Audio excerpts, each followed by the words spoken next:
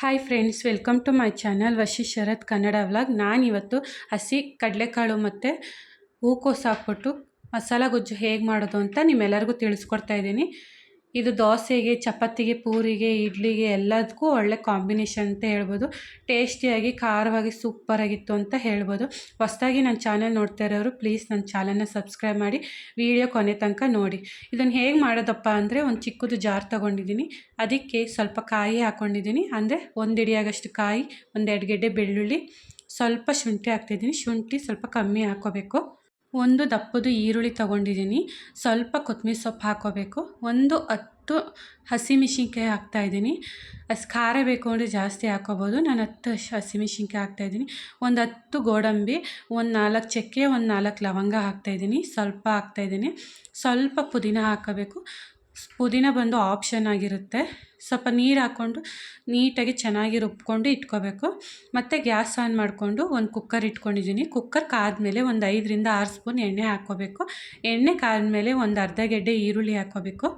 ಈರುಳ್ಳಿ ಸಣ್ಣಕ್ಕೆ ಉದ್ದಕ್ಕೆ ಕಟ್ ಮಾಡಿರೋಂಥ ಈರುಳ್ಳಿನ ಹಾಕ್ತಾಯಿದ್ದೀನಿ. ಸ್ವಲ್ಪ ಕಸ್ತೂರಿ ಮೆಥಿ ಹಾಕ್ಕೊಂಡು ಚೆನ್ನಾಗಿ ಫ್ರೈ ಆದಮೇಲೆ ಫುಲ್ ನೈಟ್ ನೆನೆಸಿಟ್ಟಿರೋಂತಹ ಕಡಲೆಕಾಳನ್ನ ಇಲ್ಲಿ ಹಾಕ್ಕೋತಾಯಿದ್ದೀನಿ. ಒಂದು 3 ಹಿಡಿ ಆಗೋಷ್ಟು ಕಡಲೆಕಾಳು ಹಾಕಿದ್ದೀನಿ. ಇಲ್ಲಿ ಒಂದು 1/4 kg ಅಂತಲೇ ಹೇಳ್ಬೋದು. ಎಲ್ಲ ನೀಟಾಗಿ ಹಾಕ್ಬಿಟ್ಟು ಚೆನ್ನಾಗಿ ಹಸಿ ವಾಸನೆ ಹೋಗೋವರೆಗೂ ಚೆನ್ನಾಗಿ ಫ್ರೈ ಮಾಡ್ಕೋಬೇಕು. ಮತ್ತು ನಾನಿಲ್ಲಿ ಹೂಕೋಸು ಹಾಕ್ತಾಯಿದ್ದೀನಿ. ಹೂಕೋಸು ಬಂದು ಸ್ವಲ್ಪ ಬಿಸಿನೀರಲ್ಲಿ ಮೊದಲೇ ನೀಟಾಗಿ ಎಲ್ಲ ಬಿಡಿಸ್ಬಿಟ್ಟು ನೆನೆಸಿಟ್ಟಿದೆ. ಬಿಸಿನೀರು ಹುಳ ಎಲ್ಲ ಹೋಗಲಿ ಅಂದ್ಬಿಟ್ಟು ಎಲ್ಲ ನೀಟಾಗಿ ಚೆನ್ನಾಗಿ ವಾಶ್ ಮಾಡಿಬಿಟ್ಟು ಅದನ್ನು ಹಾಕಿ ಚೆನ್ನಾಗಿ ಮಿಕ್ಸ್ ಮಾಡಿಬಿಟ್ಟು ಸ್ವಲ್ಪ ಫ್ರೈ ಮಾಡ್ಕೋಬೇಕು. ಅದನ್ನು ಚೆನ್ನಾಗಿ ಎಲ್ಲ ಫ್ರೈ ಆದಮೇಲೆ ಒಂದೆರಡು ಗೆಡ್ಡೆ ಆಲೂಗೆಡ್ಡೆ ಹಾಕ್ತಾಯಿದ್ದೀನಿ. ಆಲೂಗೆಡ್ಡೆನೂ ಚೆನ್ನಾಗಿ ವಾಶ್ ಮಾಡಿಬಿಟ್ಟು ಸಣ್ಣ ಕಟ್ ಮಾಡಿ ಹಾಕ್ಕೋತಾಯಿದ್ದೀನಿ. ಹಾಕಿದ್ಮೇಲೆ 1 ಟೀ ಸ್ಪೂನ್ ಆಗೋಷ್ಟು ಅರಿಶಿನ ಪುಡಿ ಹಾಕ್ಬಿಟ್ಟು ಚೆನ್ನಾಗಿ ಎಲ್ಲ ಮಿಕ್ಸ್ ಮಾಡ್ಕೋಬೇಕು. ಒಂದೆರಡು ನಿಮಿಷ ಚೆನ್ನಾಗಿ ಮಿಕ್ಸ್ ಮಾಡಿಕೊಂಡು ರುಬ್ಬಿರೋಂತಹ ಮಸಾಲೆನ ಇಲ್ಲಿ ಹಾಕ್ತಾಯಿದ್ದೀನಿ. ನೋಡ್ಬೋದು, ಈ ರೀತಿ ಚೆನ್ನಾಗಿ ರುಬ್ಬಿಟ್ಕೊಂಡಿದ್ದೀನಿ. ಅದನ್ನೇ ಎಲ್ಲನೂ ಹಾಕ್ತಾಯಿದ್ದೀನಿ. ರುಬ್ಬಿರೋಂಥ ಮಸಾಲೆನ ಎಲ್ಲ ಹಾಕ್ಬಿಟ್ಟು ಚೆನ್ನಾಗಿ ಅದನ್ನು ಸಹ ನೀಟಾಗಿ ಮಿಕ್ಸ್ ಮಾಡ್ಕೋಬೇಕು. ಸ್ವಲ್ಪ ನೀರು ಹಾಕ್ಕೋಬೇಕು. ಉಳಿದಿರೋಂತಹ ಮಸಾಲೆಗೆ ಸ್ವಲ್ಪ ನೀರು ಹಾಕಿ ಮತ್ತೆ ಚೆನ್ನಾಗಿ 2 ನಿಮಿಷ ಮಿಕ್ಸ್ ಮಾಡ್ಕೋಬೇಕಾಗುತ್ತೆ. ತುಂಬ ಟೇಸ್ಟಿಯಾಗಿ ಖಾರವಾಗಿ ಚೆನ್ನಾಗಿರುತ್ತೆ. ನೀವು ಒಂದು ಸಲ ಟ್ರೈ ಮಾಡಿ ನೋಡಿ. ಮತ್ತು ನಾನು ಬದನೆಕಾಯಿನ ಮೊದಲೇ ಹಾಕ್ತಾಯಿಲ್ಲ. ನಾನು ಮಸಾಲೆ ಎಲ್ಲ ಹಾಕ್ಬಿಟ್ಟು ಬದನೆಕಾಯಿನ ಸಣ್ಣಕ್ಕೆ ಉದ್ದು ಕಟ್ ಮಾಡಿರೋ ಬದನೆಕಾಯಿನ ಹಾಕ್ತಾಯಿದ್ದೀನಿ. ಒಂದು 3 ಬದನೆಕಾಯಿನ ಹಾಕ್ತಾಯಿದ್ದೀನಿ. ಹಾಕ್ಬಿಟ್ಟು ಮತ್ತೆ ಒಂದು 2 ನಿಮಿಷ ಚೆನ್ನಾಗಿ ಅದನ್ನು ಮಿಕ್ಸ್ ಮಾಡಿಕೊಂಡು ಫ್ರೈ ಮಾಡ್ಕೋಬೇಕಾಗುತ್ತೆ. ಚೆನ್ನಾಗಿ ಒಂದು 2 ನಿಮಿಷ ಎಲ್ಲ ಚೆನ್ನಾಗಿ ಮಿಕ್ಸ್ ಮಾಡಿದ್ಮೇಲೆ ರುಚಿಗೆ ಎಷ್ಟು ಬೇಕಷ್ಟು ಉಪ್ಪು ಹಾಕ್ಕೋಬೇಕು.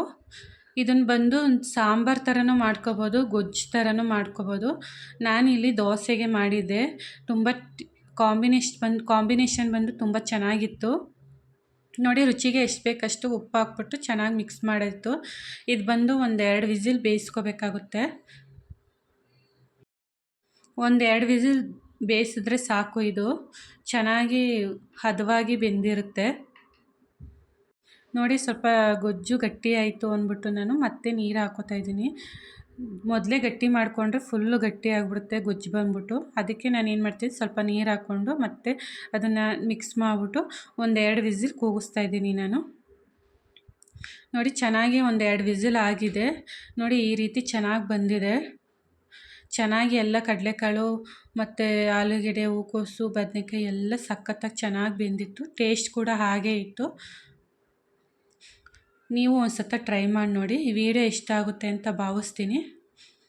Thank you.